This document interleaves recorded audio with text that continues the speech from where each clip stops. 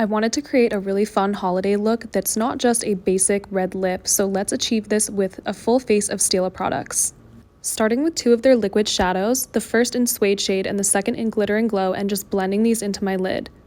Then to add a little bit more shimmer, I'm taking Heaven's Dew in Silverlake and patting that onto my lid with my finger, and then also adding some to my cheeks. This is the perfect all-over topper. Then for my eyeliner, I'm going to use the felt tip pen on my inner corner and to flick out my wing, and add the smudge stick into my waterline. I then smoked out my wing a little bit with an angled brush.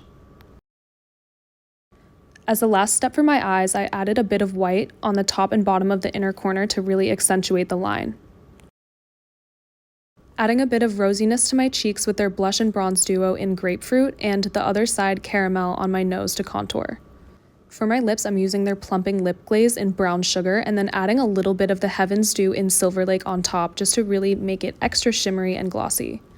I love how this look came out. It is so perfect for the holidays and has the perfect amount of shimmer without being a basic red lip.